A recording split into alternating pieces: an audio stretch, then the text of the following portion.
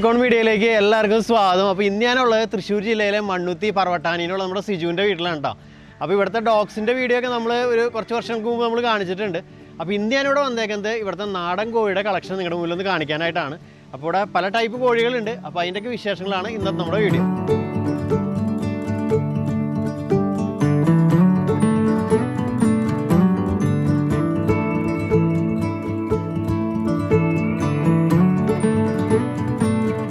Hello നമസ്കാരം, എൻ്റെ പേര് സിജു. ഞാൻ തൃശ്ശൂർ ജില്ലയിലെ മണ്ണുത്തി പറവട്ടാനിയാണ് നമ്മുടെ സ്ഥലം.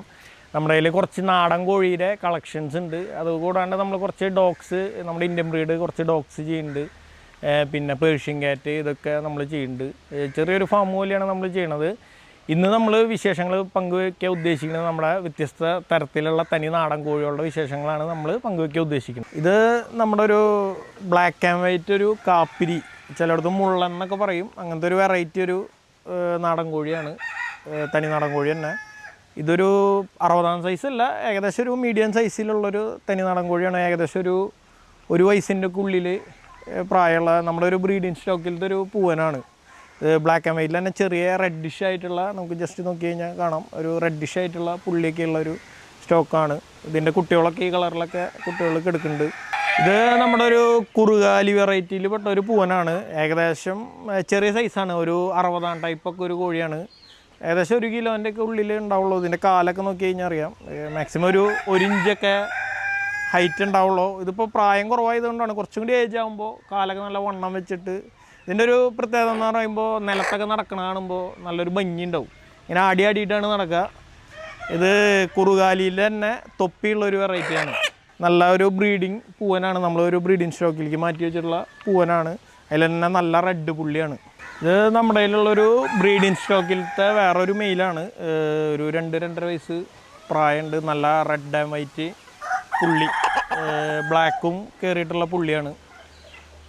പിന്നെ ഇത് ഒരു മീഡിയം സൈസ്, ഏകദേശം ഒരു 60 കോഴിയുടെക്കാളും കുറച്ചും കൂടി വലിപ്പമുള്ള ടൈപ്പ് ഒരു പൂവനാണ്.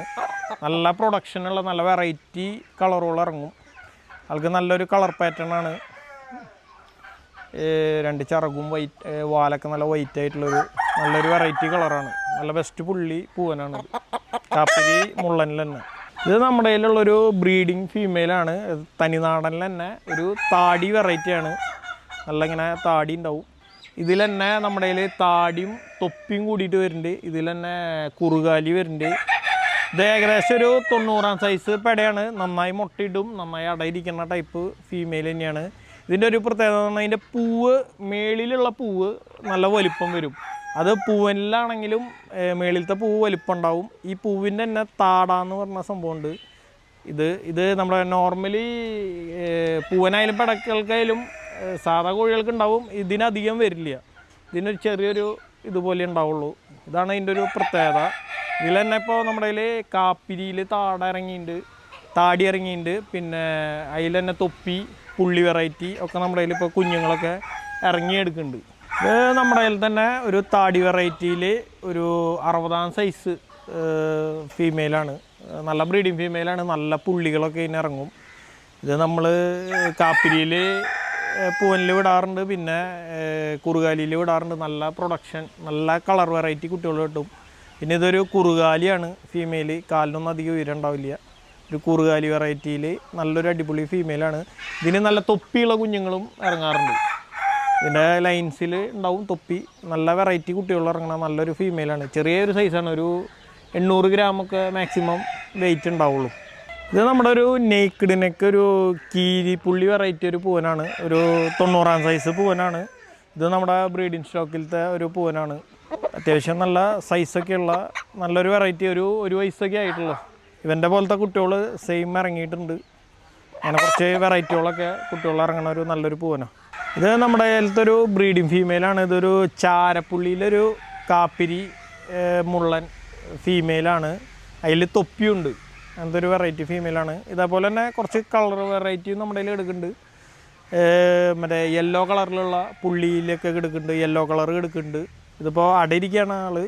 ഇതിപ്പോൾ ഒരു വയസ്സൊക്കെ ഉണ്ടാവുള്ളൂ. ഒരു 2ാമത്തെ ചിറ്റ് ഇപ്പോൾ മുട്ട ഇടുന്നു. മുട്ടയിട്ടിട്ട് പടയിരിക്കണം. ഇത് നമ്മൾ നേരത്തെ കാണിച്ചിട്ടുള്ള മറ്റേ ചാരപ്പുള്ളിയിൽ തന്നെ വേറൊരു കളർ വെറൈറ്റിയാണ്. പാറ്റേൺ ഒക്കെ സെയിം തന്നെ. ഇതേപോലെ കാപ്പിരിയിൽ തന്നെ തൊപ്പി വെറൈറ്റി തന്നെ. ഇതൊരു 3.5-4 മാസമായിട്ടുള്ള ഫീമെയിൽ കുഞ്ഞുങ്ങൾ, പടക്കുഞ്ഞുങ്ങളാണ്.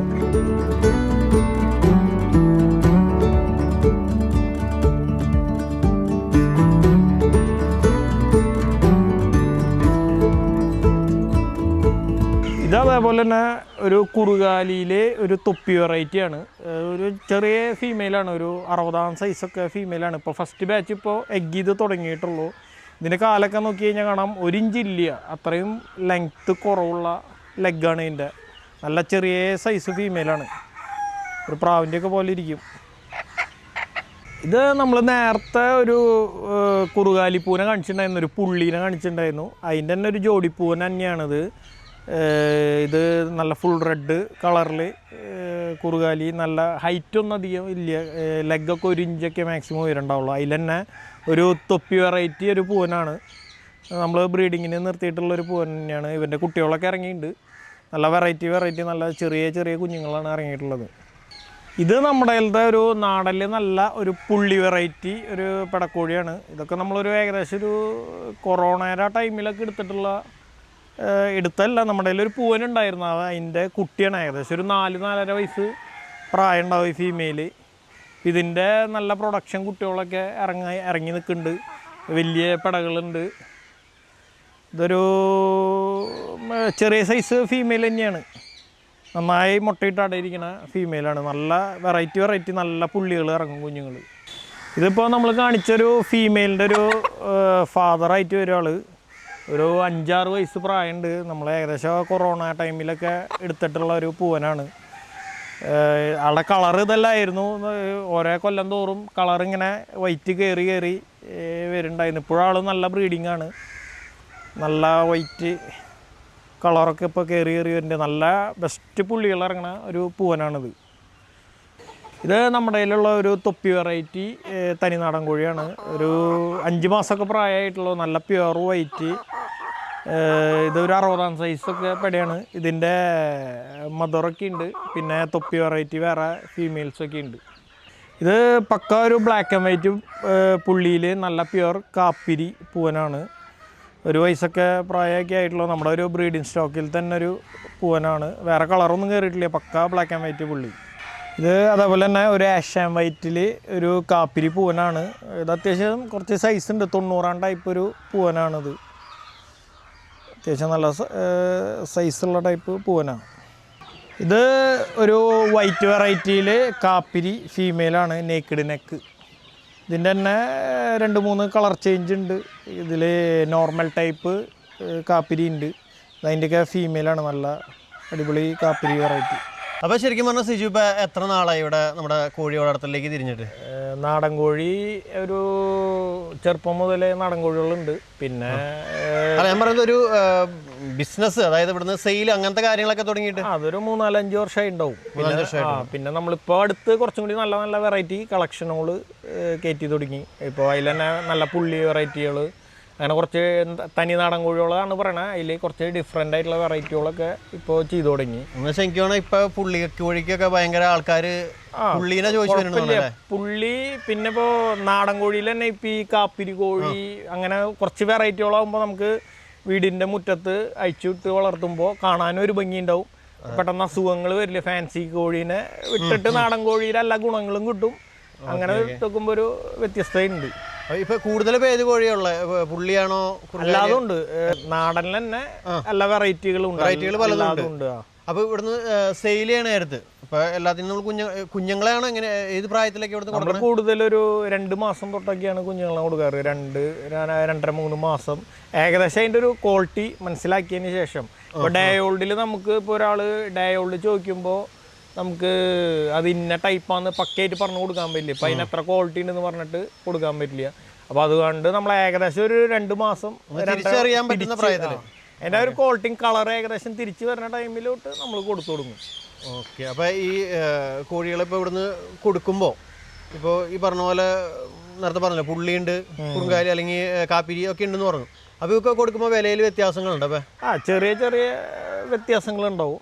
വലിയ വ്യത്യാസങ്ങളല്ല, ഓരോ കളറിന് അതിൻ്റെ ടൈപ്പ് വ്യത്യാസം അനുസരിച്ച് ചെറിയ ചെറിയ വേരിയേഷനൊക്കെ ഉണ്ടാവും. അതിനുണ്ടാവും. ശരിക്കും പറഞ്ഞാൽ ഈ ഒരു പ്രായത്തിൽ കോഴി കുഞ്ഞുങ്ങളെ കിട്ടുന്നതായിരുന്നു നമുക്ക് വേറെ ബ്രൂഡിങ്ങോ കാര്യങ്ങളോ ഒന്നും ആവശ്യമില്ല. നേരെ കൊണ്ട് വീട്ടിലിടാം. നമ്മൾ കൂടുതൽ ഇപ്പോൾ കുറേ പേര് ഇപ്പോൾ ചോദിക്കാറുണ്ട് മിക്സ് ചെയ്തിട്ടാ കൊടുക്കുക. ഇപ്പോൾ ഒരു ബാച്ചിൽ ചിലപ്പോൾ അതിൽ കുറുകാലി ഉണ്ടാവും, കാപ്പിരി ഉണ്ടാവും. അതാകുമ്പോൾ അവർക്ക് ആ ഒരു ഇട്ട് കഴിഞ്ഞ് കഴിഞ്ഞാൽ തന്നെ അവരിൽ കുട്ടികൾ ഇറങ്ങുമ്പോൾ എല്ലാ കളക്ഷനും ഇറങ്ങും വീട്ടിലുണ്ടാവും. അങ്ങനെ ഒരു വെറൈറ്റി ഉണ്ടാവും. പുള്ളി ഉണ്ടാവും, കുറുകാലി, തൊപ്പി, അങ്ങനെയൊക്കെ ആകുമ്പോൾ ഇപ്പോൾ തനിനാടൻ കോഴി ഒരു ഭംഗി തന്നെയാണ്. അതിൽ വിട്ട് നമ്മളെ വീടിൻ്റെ മുന്നിലേക്ക് വിടുമ്പോൾ കളർ വെറൈറ്റിയിലും ഒരു ഫാൻസി കോഴിയുടെ ലുക്കിലേക്ക് കാണുമ്പോൾ ഒരു പ്രത്യേക ഭംഗിയുണ്ടാവും.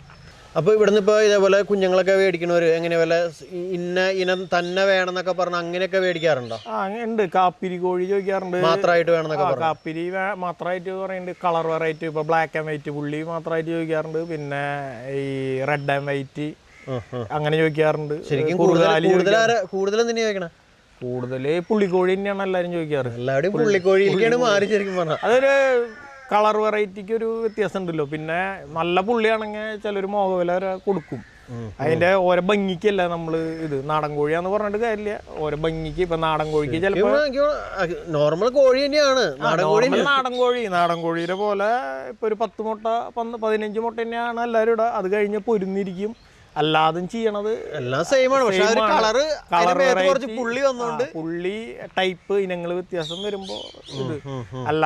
ബാക്കിയൊക്കെ നാടൻ കോഴിയുടെ എല്ലാ ഗുണങ്ങളാണ് ഉള്ളത്. നാടൻ കോഴിയുടെ പോലെ തന്നെ നമുക്ക് കഴിച്ചിട്ട് വളർത്താം. അസുഖങ്ങൾ വരില്ല. ഇപ്പൊ ഫാൻസി കോഴീനെ വെച്ചിട്ട് അല്ല, അസുഖങ്ങൾ വരും. ഞാൻ പറയണത് മറ്റു കോഴികളെ വിട്ടിട്ട് കുറച്ച് നാടൻ കോഴിയുടെ ഇമ്മ്യൂണിറ്റി ഉണ്ടാവും.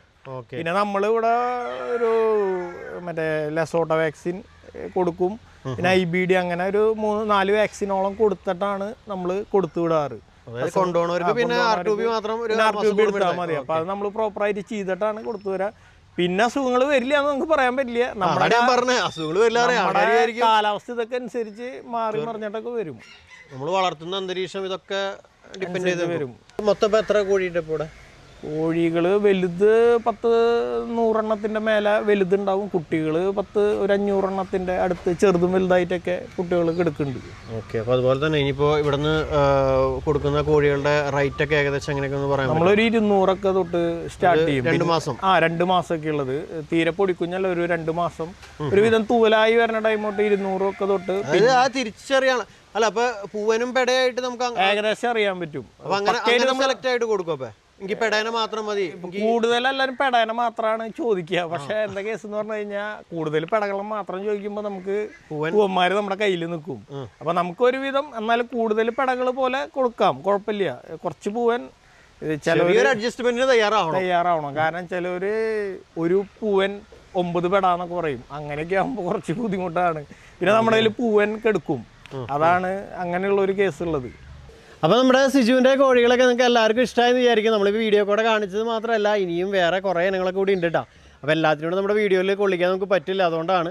അത് മാത്രമല്ല, ടർക്കി ഉണ്ട്, ടർക്കിയുടെ കുഞ്ഞുങ്ങൾ, അങ്ങനെ കുറേ ഐറ്റംസ് ഇവിടെ ഉണ്ട്. അപ്പോൾ നിങ്ങൾക്ക് ഇതിൽ എന്തെങ്കിലുമൊക്കെ ഇഷ്ടമായെന്നുണ്ടെങ്കിൽ തീർച്ചയായിട്ടും സിജുവിനെ കോൺടാക്ട് ചെയ്യാം. സിജുവിനെ കോൺടാക്ട് ചെയ്യാനുള്ള നമ്പർ ഞാൻ വീഡിയോൻ്റെ താഴെ കൊടുത്തിട്ടുണ്ട്. അത് മാത്രമല്ല, നിങ്ങൾ ദൂരെയൊക്കെ ആണെന്നുണ്ടെങ്കിൽ ഇവിടുന്ന് ഒരു കൊറിയർ ചെയ്തും കൊടുക്കുന്നുണ്ട്. ട്രാൻസ്പോർട്ടേഷനൊക്കെ അവൈലബിൾ ആണ്.